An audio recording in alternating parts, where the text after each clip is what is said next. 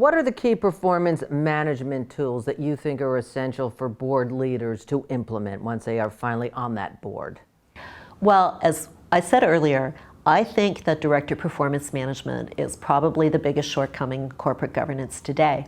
And not taking action around that is really, denigrating the credibility of board leadership.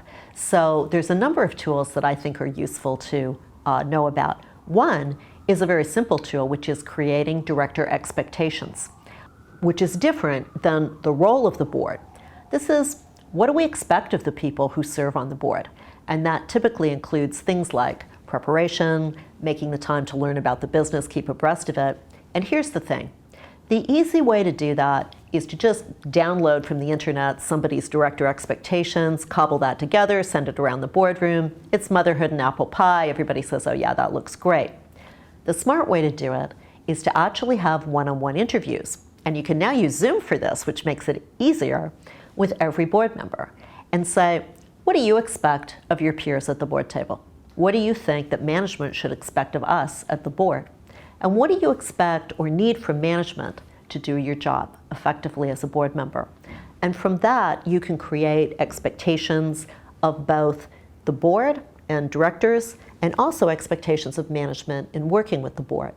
Now, the difference is that in doing that interview with you, people actually turn their mind to these questions. So it has impact, and it's not at all uncommon to see that some of the slackers who clearly were coming unprepared, once they've engaged in this process, it's very clear that they're doing their homework a little more. So that's an easy process. You can also, once you've established these expectations, use them in director evaluations later on. That, however, is the sort of least impactful process, although it does have some impact. Director evaluations are really the process that work well where you have a behavioral issue. When I say a behavioral issue, it could be someone who is just constantly using a very hostile tone with management, someone who's using perhaps a patronizing tone with female directors, someone who they disagreed with a certain board decision, and so they're constantly revisiting this, and it's becoming annoying because they can't support the board's decision, right?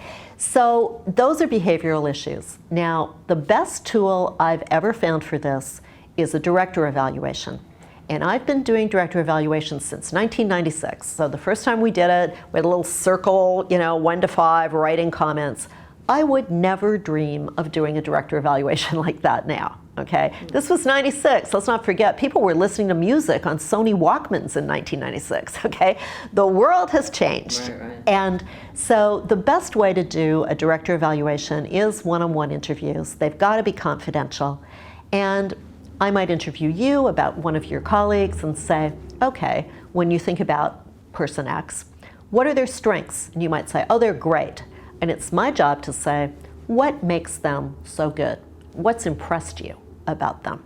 And then you might say, they really pick their spots. They don't weigh in on everything, but boy, when he brings up a point, I always say, that's a really good point. Now I've got some good constructive feedback for somebody. Now on the flip, I could say, okay, what advice do you have for this person that would make them a better director? And there you might say, well, frankly, he uses a patronizing tone with me and some of the other female executives. And he may think it doesn't matter, but I'm telling you, it feels that way. And I may get you to give some other examples or things like that. Then I've also got some constructive feedback for him about things he needs to improve. And it's a lot more meaningful than him getting some score like 2.1 on board dynamics, and that doesn't tell him anything. So I think it's learning how to design and really use a director evaluation, which can be a great tool in board performance management.